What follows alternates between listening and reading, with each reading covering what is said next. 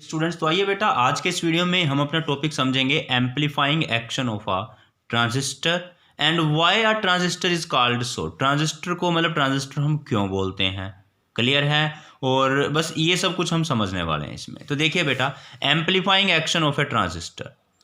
तो देखिए बेटा, जैसे ही जो बेस एमीटर जंक्शन है, मान लीजिए हम कॉमन एमीटर की बात कर रहे हैं, उसमें जब बेस एमीटर जंक्शन है उसकी तो फॉरवर्ड बाइसिंग करी जाती है, ठीक है। और जो आउटपुट है उसमें हम क्या अप्लाई करते हैं, रिवर्स बाइसिंग। तो बेस एमीटर जंक्शन को बेटा फॉरवर्ड बाइस करेंगे तो depletion layer and about this junction is much small. तो यहाँ पर बेटा फॉरवर्ड बाइसिंग की वजह से जो डेप्लीशन लेयर है वो बहुत ही स्मॉल होगी, क्योंकि जब भी फॉरवर्ड बाइसिंग होती है तो डेप्लीशन लेयर की विड्थ कम हो जाती है। And the base collector junction को हम क्या करते हैं बेटा, रिवर्स बाइस करते हैं, ठीक है। तो इस वजह से क्या होगा, जो रेजिस्टेंस है REB यानी कि एमीटर बेस जंक्शन का जो रेजिस्टेंस है वो कम है।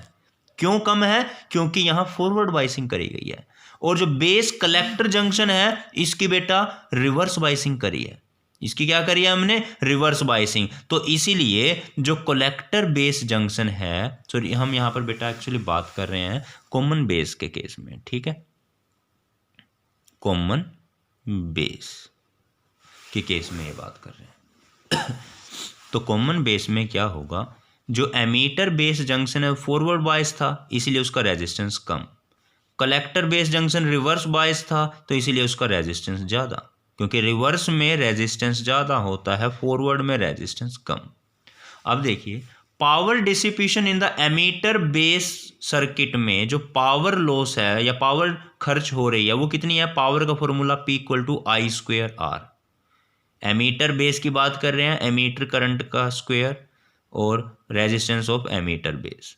ऐसे ही आउटपुट सर्किट में बेस और कलेक्टर प्रेजेंट है तो PBC, इसकी पावर I²R। अब करंट है कलेक्टर का और रेजिस्टेंस RBC, क्लियर है।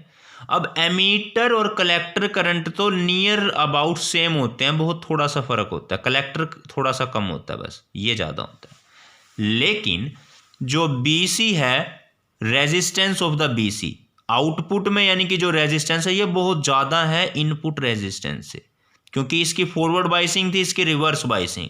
तो ये वाला रेजिस्टेंस ज़्यादा है, यानी कि ये रेजिस्टेंस ज़्यादा, अगर ये रेजिस्टेंस ज़्यादा तो ये पावर भी तो इसी की ज़्यादा होगी।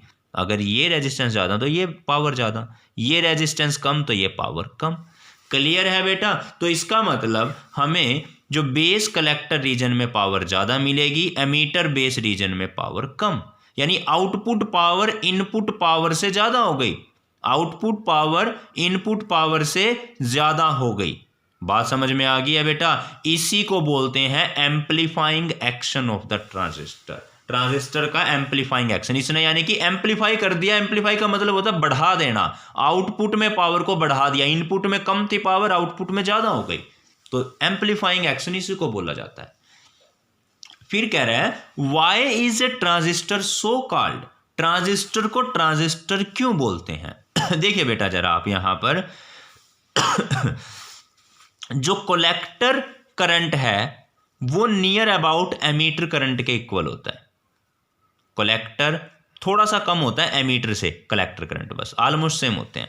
लेकिन जो रेजिस्टेंस है एमीटर बेस जंक्शन का for the current, emitter base junction का रेजिस्टेंस जो है बेटा वो कैसा है, फॉरवर्ड बाइसिंग करी गई है। एमीटर बेस जंक्शन की क्या करी गई है, फॉरवर्ड बाइसिंग, इसलिए इसका रेजिस्टेंस कम है।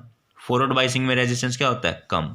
नेक्स्ट, जो कलेक्टर बेस जंक्शन है इसकी हमने करी है बेटा रिवर्स बाइसिंग, इसीलिए इसका रेजिस्टेंस ज़्यादा होगा, ठीक है। रिवर्स बाइसिंग की वजह से इसका रेजिस्टेंस क्या होगा, ज़्यादा। तो देखिए बेटा, करंट को हमने ट्रांसफर किया, करंट को ट्रांसफर किया कहां से कहां, लो रेजिस्टेंस सर्किट से हाई रेजिस्टेंस सर्किट में।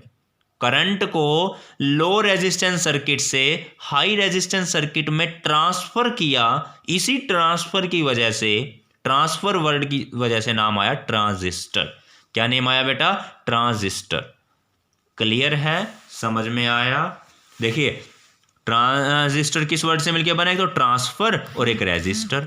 हमने करंट को ट्रांसफर किया है, कहां से कहां, लो रेजिस्टर से हाई रेजिस्टर वाले सर्किट में। क्लियर है ना, इसीलिए नाम पड़ा ट्रांजिस्टर। नेक्स्ट है बेटा, the base reason of transistor is very thin and lightly doped. जो आपका बेस रीजन है ट्रांजिस्टर का वो बहुत ही कैसा होता है बेटा, थिन होता है। बेस बहुत ही थिन होगा और लाइटली डोप्ड होगा, बहुत ही कम डोपिंग होती है इसकी। ऐसा क्यों? बेस रीजन की डोपिंग मैंने कहा था 5%, बहुत ही कम, और कलेक्टर रीजन की डोपिंग सबसे ज़्यादा होती है। तो ऐसा क्यों होता है?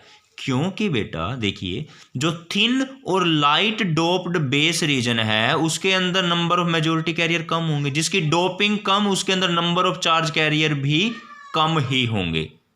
ठीक है, इसीलिए क्या होगा, देखो बेस के अंदर इलेक्ट्रॉन और होल रिकम्बाइन हो रहे थे, अब वो कम रिकम्बाइन होंगे, कम डोपिंग की वजह से रिकॉम्बिनेशन भी कम होगा, तो बाकी बचे हुए इलेक्ट्रॉन किसके पास चले जाएंगे, कलेक्टर के पास चले जाएंगे। ठीक है, अब इसी वजह से एक्चुअली क्या होता है, एम्पलीफिकेशन बढ़ जाता है, एम्पलीफिकेशन फैक्टर क्या हो जाता है, ज़्यादा हो जाता है। यानी कि बेटा यूं कहें हम, वोल्टेज गेन ज़्यादा होता है, वोल्टेज गेन ज़्यादा होगा तो पावर गेन भी ज़्यादा होगा। क्लियर है, क्योंकि 5% तो क्या हो गए, नियरली 5% ही रिकम्बिनेशन हुआ, बाकी के सारे कलेक्टर में चले गए, आउटपुट में चले गए। ठीक है, अब आउटपुट कलेक्टर कहाँ पे जुड़ा हुआ है, आउटपुट में जुड़ा हुआ है। तो यही रीजन है कि जो बीच वाला बेस रीजन है उसकी डोपिंग कम करी गई ताकि वहां रिकॉम्बिनेशन भी कम हो और बाकी बचे हुए कलेक्टर के पास चले जाएं कैरियर्स। ठीक है ना, समझ में आया बेटा? अच्छा, तो अब नेक्स्ट देखिए, कंसेप्ट ऑफ द एम्पलीफायर। अब एम्पलीफायर के केस में ना एक ब्लॉक डायग्राम आपको ये याद रखना है। एक्चुअली होता क्या है, इनपुट वोल्टेज हम सप्लाई करते हैं एम्पलीफायर में, क्या अप्लाई किया, इनपुट, और आउटपुट में हमें हाई वोल्टेज मिलती है। लो वोल्टेज दी थी, हाई वोल्टेज, देखिए अब ये वैल्यू छोटी थी ना सिग्नल, अब ये सिग्नल लार्ज हो चुका है यहाँ पर, तो इनपुट वोल्टेज लो थी, आउटपुट वोल्टेज हाई मिली है हमें। यही तो काम होता है एक एम्पलीफायर का, एम्पलीफाई कर देना, नहीं बढ़ा करके देना कुछ ना कुछ। क्लियर है बेटा, समझ में आया? तो चलिए आज के वीडियो में केवल इतना ही, बाकी करेंगे नेक्स्ट, मिलेंगे नेक्स्ट टॉपिक के साथ नेक्स्ट वीडियो में। तब तक के लिए bye bye, thank you and have a nice day.